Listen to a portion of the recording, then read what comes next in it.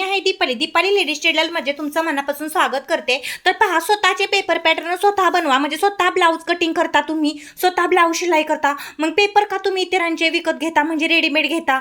जर त्यावेळेस तुम्ही पेपर रेडीमेड घेता त्यावेळेस तुमचा ब्लाऊज चुकण्याचा सगळ्यात जास्त चान्सेस वाढत असतो. जर तुम्ही रेडीमेड पेपर पॅटर्न घेतले तर काही हरकत नाही, तुम्ही घेऊ शकता. परंतु सगळ्यात महत्त्वाचं म्हणजे रेडीमेड पेपर पॅटर्न ज्यावेळेस तुम्ही घेता त्यावेळेस तुमचा ब्लाऊज चुकण्याचा चान्सेस हा वाढत जातो. तो कसा ते पहा.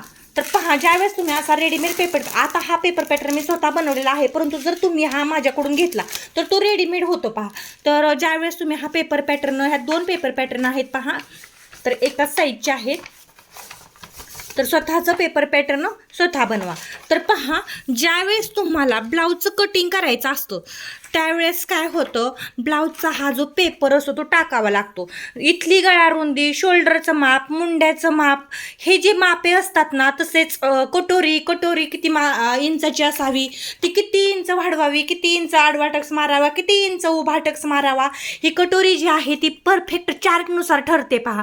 जर तुम्ही ही कटोरीच्या मापामध्ये एवढंसं काहीसं नसतं पहा. म्हणजे कटोरी तुम्ही रेडीमेड वापरले ते काही अडचण नाही, परंतु पाठीमागचा हा जो भाग आहे याची गळा रुंदी ना वरती खाली झाली, म्हणजे गळ्याची रुंदी ही आहे पहा, हा गळा जर वरती किंवा खाली झाला तर काय होतं, ब्लाऊज हा बिघडतो. म्हणजे तुम्ही हा पेपर पॅटर्न किती साईजचा घेतला, तर 28 साईजचा घेतला. ओके, 28 साईजचा पेपर पॅटर्न घेतला, त्याची उंची किती आहे, तर 12 इंच आहे.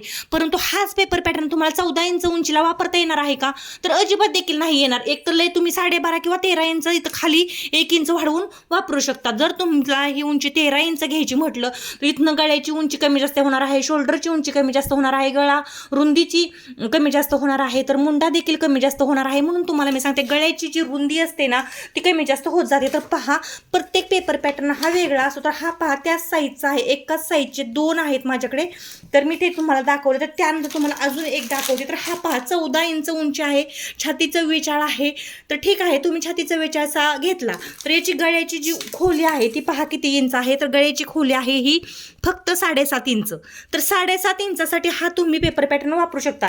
पण ही गळ्याची खोली जर जास्त झाली, तुम्हाला जर ही डीप नेकमध्ये ठेवायचा, पहा खालची पट्टी ही मटका सेपमध्ये काढायची तर 3-4 इंचाची असते. तर 11.5 किंवा 12 इंच जर गळा खोल ठेवायचा म्हटलं, हे पहा इथपर्यंत असा जर गळा खोल ठेवायचं म्हटलं तर तुम्ही हीच गळा रुंदी वापरणार का, तर अजिबात देखील नाही. हीच गळा रुंदी तुम्ही वापरू शकत नाही. का माहिती का, ही गळा रुंदी जर तुम्ही वापरली तर हा गळा जो आहे तो डाऊन होणार आहे. तुम्हाला यावेळेस काय होणार आहे, गळ्याची जी रुंदी आहे ती कमी होणार आहे, शोल्डर देखील कमी होणार आहे, आणि हा जो आहे इथला भाग तो देखील कमी होणार आहे. ज्यावेळेस हा गळा वरती येत जातो त्यावेळेस गळा रुंदी ही काय होते, वाढत जाते, शोल्डर देखील वाढत जातं, आणि मुंडा देखील वाढत जातो. जर हा बोटनेक तुम्हाला कट करायचा म्हटलं तर पहा इथून इथपर्यंत शोल्डर हे कमीत कमी एवढं वाढतं, नंतर गळ्याची जी मुंड्याची खोली ती इथपर्यंत येणार असं वाढतं पहा. त्याच्यामुळे काय होणार आहे, रेडीमेड पेपर पॅटर्न घेतलं समजा तुम्ही तर काय करणार, तुम्ही याची उंची जी आहे ती कमी जास्त करायला शिका, नाही तर तुमचे ब्लाऊज काय होणार आहेत, बिघडणार. त्यापेक्षा स्वतःचे पेपर पॅटर्न स्वतः बनवा. अगदी स्वतःचे पेपर पॅटर्न बनवण्याचे खूप सगळे व्हिडिओज आहेत चॅनलवरती, तसेच इतर यूट्यूबवरती तुम्ही ते पाहून काय करू शकता, यूट्यूबवरचे असे छान छान व्हिडिओज पाहून तुम्ही पेपर कटिंग अगदी सहज आणि सोप्या पद्धतीने शिकू शकता.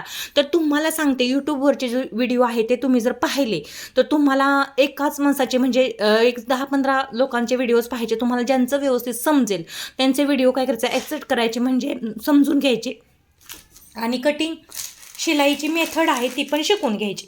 तर आता पहा, ब्लाऊज चुकणार आहेत म्हणजे काय होणार आहे मला सांगा. ब्लाऊजची शिलाईमध्ये काहीही नसतं. ब्लाऊजची शिलाईपेक्षा ब्लाऊजचं कटिंग आहे ना हे खूप महत्त्वाचं असतं, आणि कटिंग जर परफेक्ट यायचं असेल तर ब्लाऊजचं पेपर पॅटर्न हे परफेक्ट असावं लागतं.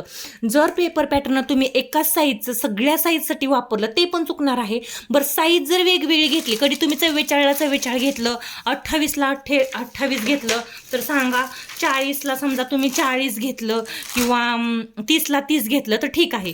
परंतु गळ्याच्या उंचीचं काय, गळ्याची उंची तर कमी जास्त येत नाही ना. गळ्याची उंची आपल्याला काय होतं, प्रत्येक वेळेस ना चेंज करावी लागते. म्हणजे गळ्याची जी ही उंची असते ना ते आपल्याला प्रत्येक वेळेस कमी किंवा जास्त करावी लागतं. आता समजा यालाच मला 1 इंच उंची जर वाढवायची म्हटलं तर पहा, आता ह्याची 8.5 आहे, जर मला ही 9.5 करायची म्हटलं तर मी हे वापरू शकते, काही अडचण नाही. परंतु हीच जर मला 10 इंच खोल करायचं म्हटलं तर ही गळा रुंदी आणि हे शोल्डर चालणार आहे का, नाही चालणार. हा मुंडा चालणार आहे का, नाही चालणार. तर पहा, याची गळ्याची उंची जर मला 3 इंच ठेवायची म्हटलं किंवा 3.5 इंच, बोटने अनेक जर करायचं म्हटलं गळा, तर मला सांगा ही शोल्डर आणि गळा रुंदी चालणार आहे का?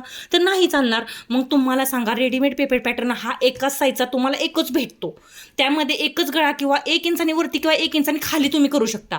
परंतु त्यापेक्षा कमी किंवा त्यापेक्षा जर जास्त करायचं म्हटलं, तुम्हाला त्यापेक्षा कमी किंवा जास्त करायचं म्हटलं तर तुम्हाला ते जमणार आहे का? सहजासहजी नाही. त्यासाठी तुम्हाला चार्ट हवे आहेत.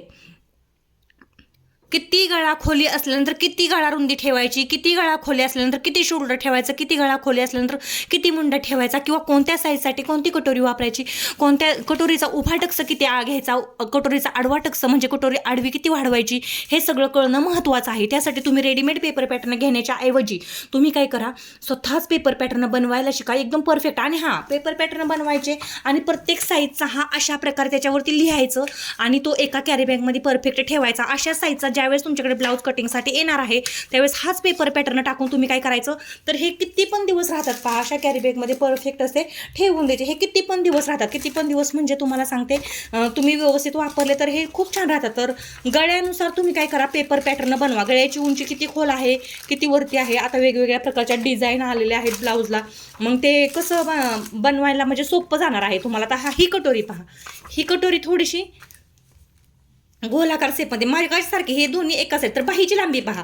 आता ही बाहीची लांबी किंवा बाहीचा इथला दंड घेर प्लस 1.5 इंच हे तुम्ही टाकू शकता, पण बाहीची रुंदी आहे ती नाही ना, नाही जमत तुम्हाला टाकायला बाहीची रुंदी. तर बाहीची कॅप हाईट इथं पहा, बाहीची कॅप हाईट असते आणि कॅप हाईट जर तुम्ही कमी जास्त नाही केली साईजनुसार, तुम्हाला सांगते 36 साईजला ती कितीवरती असते, 3 इंच खोला, 3 इंचावरती असते. त्यानंतर 34 साईजसाठी किती असते, 2.25 असते. त्यानंतर तुम्हाला सांगते 32 साईजसाठी ती किती असते, तर ती 2.5 इंच असते. नंतर 30 साईजसाठी ती 2.25 इंच, अशी ती कमी जास्त, किंवा 38 साईजसाठी ती 3.25 इंच, 40 साईजसाठी 3.5 इंच अशी कॅप हाईट आहे ना, खालीवरती येते.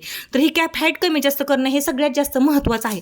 तर पहा, इथून इथपर्यंत बाहीची रुंदी इथून 1.5 इंच, तर इथली कॅप हाईट आपल्याला चार्टनुसार घ्यावी लागते. इथली रुंदी चार्टनुसार, ती बाही तुम्हाला बसणार आहे का? नाही. प्रत्येक साईजसाठी ही बाहीची रुंदी कॅप हाईट ही वेगळी वेगळी असते. जर तुम्ही चार्टचा वापर करून ही जर कॅप हाईट बाहीची रुंदी वगैरे काढली तर तुमचा हा ब्लाऊजचा पेपर पॅटर्न आहे ना एकदम परफेक्ट येणार आहे आणि तुमचा ब्लाऊज पण एकदम परफेक्ट बसणार आहे. तर हा पहा ब्लाऊजचा पेपर पॅटर्न 2 आहेत एकसारखे, तर एकामध्ये ठेवून घेतलेले आहे. तर अशा प्रकारे तुम्ही काय करायचं, ब्लाऊजचे वेगवेगळे पेपर पॅटर्न आहेत ना ते तयार करायचे स्वतःचे स्वतः, म्हणजे तुमचा ब्लाऊज कुठेही कटिंगला शिलाईला अजिबात देखील बिघडणार नाही. तर ब्लाऊजची फिटिंग जी आहे ती एकदम परफेक्ट येते. मुंड्याच्या समोर मुंडा आला पाहिजे, कॅप हाईट व्यवस्थित बसली पाहिजे, दंडाच्या समोर दंड आला पाहिजे, कमरेच्या समोर कमर आली पाहिजे, कठोरी एकदम परफेक्ट आली पाहिजे, शोल्डर अजिबात डाऊन झालं नाही पाहिजे, म्हणजे शोल्डरवरून ब्लाऊज खाली गेला नाही पाहिजे. तसेच इथली पहा योगपट्टी, पाठीमागच्या भागाची उंची पुढच्या भागाची उंची ही एकसारखी आली पाहिजे पहा. तर हे सगळं येण्यासाठी, एकदम परफेक्ट येण्यासाठी तुम्हाला काय होणार आहे, तर पेपर पॅटर्नची गरज लागणार आहे. म्हणून तुम्ही स्वतःचे पेपर पॅटर्न तुम्ही कसंही करून स्वतः बनवायला शिका. म्हणजे काय होणार आहे, तुमचे ब्लाऊज एकदम परफेक्ट आणि एकदम व्यवस्थित बसणार आहेत. इथपर्यंत व्हिडिओ पाहिला असेल तर लाईक आणि सबस्क्राईब नक्कीच करून घ्या आणि स्वतःचे पेपर पॅटर्न स्वतः बनवायला शिका. तरच तुमचे ब्लाऊज फिटिंगला कटिंगला शिलाईला सगळे व्यवस्थित येणार आहेत.